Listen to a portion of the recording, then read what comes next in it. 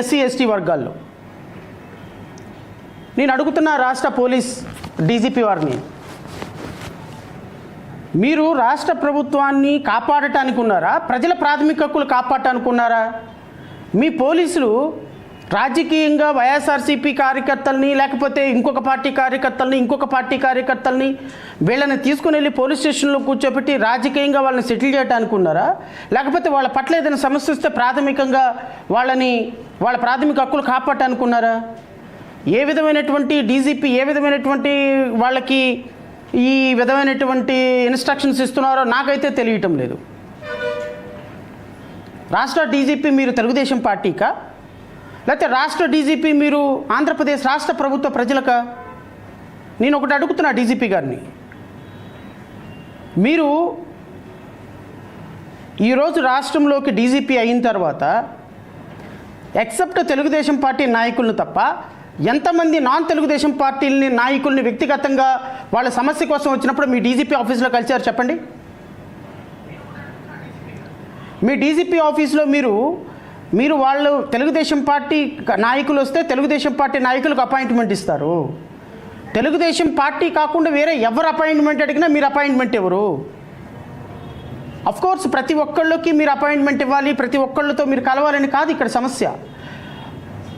ఒక ప్రతిపక్షంగా ఉన్నటువంటి పోనీ మేము నాకు తెలిసి నేను 3 సార్లు అపాయింట్మెంట్ అడిగా, 3 సార్లు మీరు అపాయింట్మెంట్ ఇవ్వలేదు.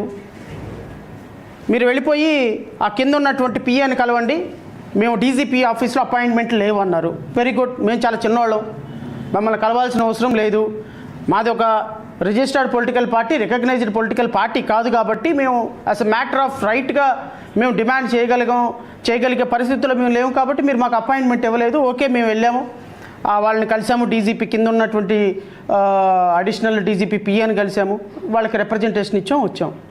ఈరోజు ఒక దళిత కార్యకర్త వైఎస్ఆర్సీపీయా, లేకపోతే జేబీఎం పార్టీయా, జేబీపీయా, లేకపోతే తెలుగుదేశమా అనేది పక్కన పెట్టేసేయండి.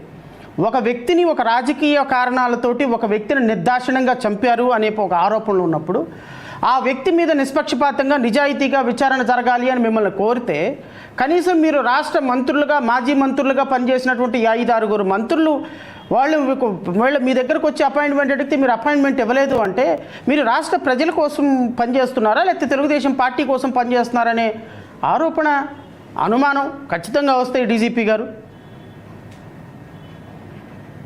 సో రాష్ట్రంలో ఏ వ్యవస్థ కూడా పోలీస్ వ్యవస్థ వైఎస్ఆర్సీపీ వాళ్ళ మీద టార్గెట్టు, జేపీపీ వాళ్ళ మీద టార్గెట్టు, ఇంకా ప్రతిపక్షాలుగా ఎవరున్నారు? అన్ని పార్టీలన్నీ కలిసి పాలకపక్షం అయిపోయినాయి. సో వైఎస్ఆర్సీపీ కార్యకర్తల్ని, మాలాంటి కార్యకర్తల్ని, ప్రజా సమస్యల కోసం పోరాడే వాళ్ళని, సిపిఐ వాళ్ళని, సిపిఎం వాళ్ళని ఏదైనా ప్రశ్నిస్తామంటే, ఏదైనా ధర్నా చేద్దామంటే, ఏదైనా రాస్తారోకో చేద్దామంటే హౌస్ అరెస్టులు చేయటం, ఇలా ప్రతి సందర్భంలోనూ కూడా ప్రజాస్వామ్య హక్కులు హరిస్తుంటే రాష్ట్రంలో ఖచ్చితంగా శాంతి భద్రతల సమస్య ఈ విధంగా విలయతాండవం చేస్తున్నప్పుడు ప్రశ్నించాల్సిన బాధ్యత ఉంది పోలీసుల్ని. వస్తాను ఖచ్చితంగా, మీ పోలీసులకి కూడా కొన్ని లెసన్స్ చెప్పాల్సిన అవసరం ఉంది. కోర్టుల నుంచి మీకు కొన్ని అక్షంతలు వేయించాల్సిన సందర్భం ఉంది. మీకు ఖచ్చితంగా ప్రజాస్వామ్యం అంటే ఏంది, డెమోక్రసీ అంటే ఏంది, దాంట్లో ప్రాథమిక హక్కులు విలువ ఏంటో కూడా చెప్పే సమయం అతి తొందరలోనే ఉంది, దానికి ఏం కంగారు పడకండి. అయితే నేను మీకు ఒక వీడియో వినిపించిన తర్వాత రాష్ట్ర ప్రజలకి డైరెక్ట్గా ప్రెస్ మీట్లోకి వస్తా.